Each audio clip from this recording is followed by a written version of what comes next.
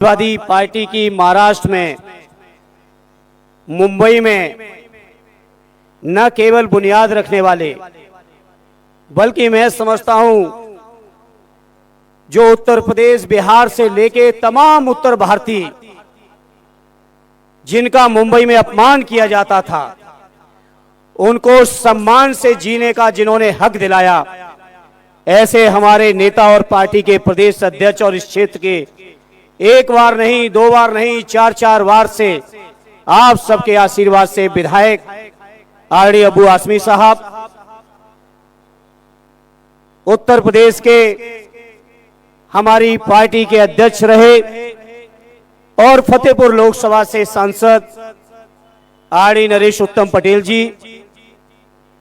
एक बार नहीं कई बार के विधायक, कई बार के मंत्री आरडी रामचल राजभर जी, हमारे नौजवान साथी और आजमगढ़ से हमारे विधायक आरडी नफीस अहमद साहब, आरडी हमारे गोंडा से पधारे पूर्व विधायक आरडी दुबे जी, मंचासीन पार्टी के सभी सम्मानित नेतागण और यहाँ के नगर सेवक के सभी हमारे सम्मानित उम्मीदवार साथियों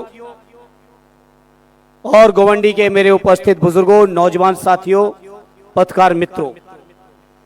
आज के इस मौके पर मैं गोवंडी के अपने भाइयों को, अपने बुजुर्गों को, अपनी माताओं बहनों को शुक्रिया अदा करने आया हूं। और शुक्रिया अदा इसलिए भी करने आया हूं, जब से समाजवादी पार्टी का गठन हुआ, जब से महाराष्ट्र में समाजवादी पार्टी की बुनियाद रखी गई, तो मैं समझता हूं उस बुनियाद को रखने वाले कहीं और के नहीं, यही गोवंडी के हमारे महान लोग हैं जिन्होंने समाजवादी पार्टी श्रद्धेय नेताजी माननीय अखिलेश यादव जी के नेतृत्व को मुंबई में स्थापित किया और हमारे शानदार नेता को आरडी अबू आसिम आजमी साहब को आपने लगातार विधायक बनाने का काम किया है। गोवंडी के अपने साथियों में आपके बीच कहना चाहता हूं, ये भारतीय जनता पार्टी के लोग हों या कुछ और लोगों के बारे में भी मौलाना साहब चर्चा करके गए, ये सभी लोग नफरत की बुनियाद पर राजनीति करते हैं और ये नफरत की बुनियाद को हम लोग खत्म करके इस देश के अंदर, उत्तर प्रदेश के अंदर, मुंबई के अंदर, महाराष्ट्र के अंदर मोहब्बत जब तक कायम नहीं कर देंगे, हम समाजवादी चैन से बैठने वाले नहीं है मेरे साथियों। हम समाजवादी लोग बाबा साहब भीमराव अंबेडकर जी के बनाए हुए संविधान, हमारे राष्ट्रपिता महात्मा गांधी जी का जो दिया हुआ दर्शन है, मौलाना आजाद की जो हमारी सोच रही, जिस सोच को समाजवादी पार्टी के लोगों ने, चाहे राम मनोहर लोहिया जी ने बढ़ाया, श्रद्धेय नेताजी ने बढ़ाया, और आज उस विचारधारा की मसाल जिनके हाथों में है, जिनका नाम आदरणीय अखिलेश यादव जी है, हम लोग इस देश और प्रदेश के अंदर, महाराष्ट्र और मुंबई के अंदर कहीं भी हम लोग नफरत को पनपने नहीं देंगे। ये महाराष्ट्र के लोगों में आप लोगों को विश्वास और भरोसा दिलाने आया हूं, आपकी ताकत की दम पर दिलाने आया हूं।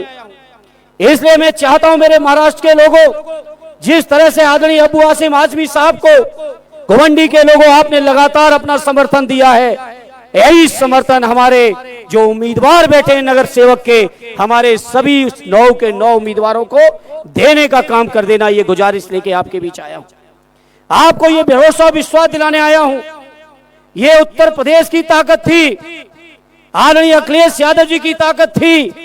आपकी दुआओं की ताकत थी कि उस ताकत की दम पर जो लोग 400 पार का दावा करते थे, उनको बैसाखियों पे लाने का काम अगर कहीं के लोगों ने किया है तो उत्तर प्रदेश के लोगों ने किया है और महाराष्ट्र के लोगों का भी समर्थन है। इसलिए मैं अपने महाराष्ट्र और मुंबई के साथियों आपके बीच कहना चाहता हूं, जो लोग 400 पार करके बाबा साहब के संविधान को बदलना चाहते थे, इस देश के अंदर सामंतवाद लाना चाहते थे, इस देश के अंदर पूंजीवाद लाना चाहते थे, इस देश के अंदर गरीबों के हकों को मारना चाहते थे, इस देश के अंदर गरीबों को गुलाम बनाना चाहते थे, आखिरकार आपकी दुआएं लगी और उत्तर प्रदेश की जनता की जब दुआएं लगी तो कहीं ना कहीं उनको बैसाखियों पर लाकर हम लोगों ने इस लायक कर दिया है कि अब वो चाहकर भी हमारे बाबा साहब के संविधान को बदलना तो दूर, संविधान में एक संशोधन भी करने लायक अब नहीं छोड़ा। ये ताकत आपने दी है और हम आपको भरोसा दिलाते हैं ये भारतीय जनता पार्टी वाले ये तरह तरह की बातें करते हैं, भाषण देते हैं, डबल इंजन की सरकार, ट्रिपल इंजन की सरकार। और ट्रिपल इंजन की सरकार ने एक बार नहीं कई बार इंदौर शहर को देश के सबसे साफ सुथरे शहर का अवार्ड दिया है। भारत सरकार ने दिया कई बार और कई सालों से दे रहे हैं। आप सोचो वहां के नगर निगम ने, वहां के ट्रिपल इंजन की सरकार ने क्या हालत कर दी कि लोगों को साफ सुथरा पानी भी नहीं मिल रहा है और इंदौर के पानी को पी के वहां के लोगों का जीवन सुरक्षित नहीं है। ये इनकी ट्रिपल इंजन सरकार का देश का सबसे स्वच्छ शहर है। सोचो जिस इंदौर को सबसे स्वच्छ बनाया हो उस इंदौर का ये हाल किया है। तो मैं अपने मुंबई के साथियों आपके बीच कहना चाहता हूं, ये भारतीय जनता पार्टी के लोगों के हाथ में, ये सामंतीवादी, ये पूंजीवादी,